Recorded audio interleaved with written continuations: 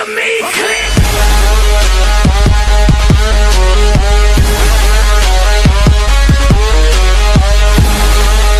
Hello India, मैं आमिर शरीफ वारसी आप सबका स्वागत करता हूं अपने YouTube चैनल द लॉयंस अड्डा पे। फिर से मैं आप सबके सामने हाजिर हो गया हूं एक नए चैप्टर के साथ, चैप्टर 2, जिसमें आपको मैं बताऊंगा रेस्पेक्ट द मशीन्स। मशीन्स की कैसे रेस्पेक्ट की जाती है। जब खासकर मैं बच्चों को देखता हूं कि जब वो जिम के अंदर आते हैं तो मशीनों के साथ सिर्फ एक खिलवाड़ करते हैं और कुछ नहीं करते, और उसी में उनको चोट लग जाती है। तो आज मैं आपको इसी चैप्टर में बताऊंगा कि मशीन्स की रेस्पेक्ट कैसे करी जाती है। तो मेरे साथ बने रहिए और देखते रहिए। हेलो दोस्तों, जैसे कि मैंने आपको बताया था कि आज जो मेरा ब्लॉग है वो इसी पर है कि मशीनों की रेस्पेक्ट कैसे की जाए। Respect the machines. मशीनों की रेस्पेक्ट करना बेहद ज़रूरी है, खासकर उनके लिए जो बिगिनर्स हैं, जिन्होंने शुरुआत की है अभी नई नई जिम की। मैं अक्सर और अमूमन देखता हूँ कि जिम में जब बच्चे आते हैं तो सबसे पहली गलत हरकत वो ये करते हैं कि जिम में इंटर होते ही ना वार्म अप करते हैं, ना कोई चीज़ समझेंगे, ना जानेंगे, सीधा आके वो मशीन को प्ले करना शुरू कर देते हैं और इसी कारण उनको इंजरी हो जाती है, उनकी बॉडी में पेन होना शुरू हो जाता है। इसीलिए मैं अपने बिगिनर्स से ये अनुरोध करूँगा कि कभी भी अपनी मर्जी से किसी भी मशीन को प्ले मत करिए और ट्रेनर की गाइडेंस में करिए, क्योंकि ट्रेनर आपको अच्छे से गाइड करेगा, ट्रेनर ही आपको अच्छे से बताएगा। गुरु की इज्जत कीजिए, अपने ट्रेनर की इज्जत कीजिए, क्योंकि आप नहीं जानते हैं कि आपको उस मशीन को कैसे प्ले करना है। किसी भी मशीन को जल्दबाजी में प्ले करने की ज़रूरत नहीं है। पहले आप देखिए कि कितना वेट है उसके अंदर, पहले देखिए कि क्या मेरे हाथ और पैर सेट है उसके ऊपर, पहले देखिए कि ट्रेनर जो मुझसे कह रहा है मैं उसको सुन भी रहा हूँ कि नहीं सुन रहा हूँ। पहले सुनिए, उसके बाद उसको प्ले करिए, आपको भी मज़ा आएगा, ट्रेनर को भी अच्छा लगेगा कि वो मेरा सबसे अच्छा स्टूडेंट है। तो इसीलिए मैं सारे बिगिनर से बार बार इल्तिजा करता हूँ और हाथ जोड़ के विनती करता हूँ कि कोई भी गलती जिम के अंदर अपनी मर्जी से मत करिए।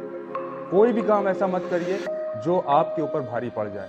और हाँ, एक बात और जो मैं अमूमन देखता हूँ कि बच्चों में कंपटीशन की भावना बहुत रहती है कि अगर बगल में कोई बच्चा उनके बहुत हैवी वेट लगा रहा है तो उनका भी मन करेगा कि मैं भी हैवी वेट लगाना शुरू कर दूँ। इसमें भी उनको चोट लगती है और इंजरी हो जाती है। तो मैं आपसे ये कहना चाहूँगा कि जो बच्चा 40 kg या 60 kg की बारबल कर्ल कर रहा है या बाइसेप को प्ले कर रहा है तो वो काफ़ी टाइम से कर रहा होगा, उसने धीरे धीरे अपने वेट को इंक्रीज किया होगा।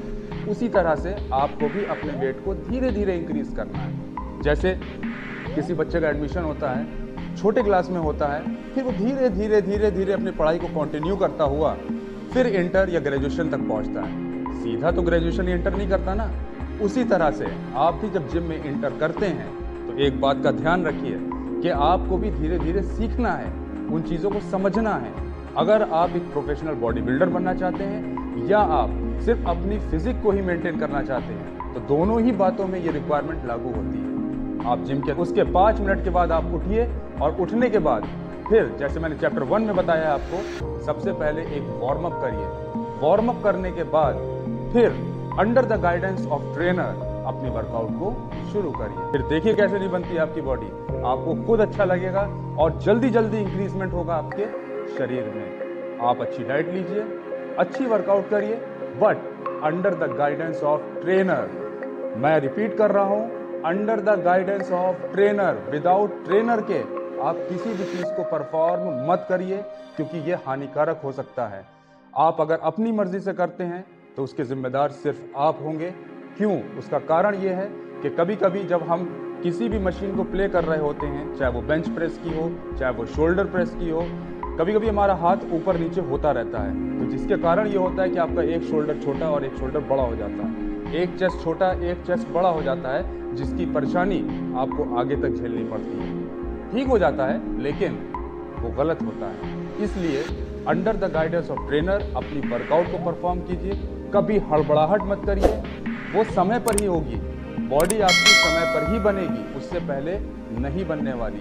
अगर आप हड़बड़ाहट करेंगे तो आप अपना, फिर मैं कहूँगा, पैसा भी बर्बाद करेंगे, एनर्जी बर्बाद करेंगे और सबसे बड़ा समय बर्बाद करेंगे। तो ये प्यारे बिगिनर्स और मेरे प्यारे भारत के जितने भी बच्चे हैं जो अपनी शुरुआत कर रहे हैं जिम के अंदर, बस इन बातों को ध्यान रखिएगा और इंशाअल्लाह आपको ज़रूर फ़ायदा होगा। तो मिलते हैं अपने नए चैप्टर में, जिसमें मैं आपको बहुत सी नई चीज़ें और बताऊंगा और नए पैटर्न्स बताता रहूंगा, नए सलीके बताता रहूंगा। तो मेरे साथ जुड़े रहिए और अपने भाई को ऐसे ही प्यार देते रहिए। मैं आगे नए वीडियोस लाता रहूंगा, आपको एंटरटेन करता रहूंगा और जिम की बारीकियों के बारे में आप सबको बताता रहूंगा। So till then, goodbye, नमस्कार, सलाम, सत श्री अकाल और मिलते हैं फिर हम लोग एक नए वीडियो में द लॉयंस अड्डा के।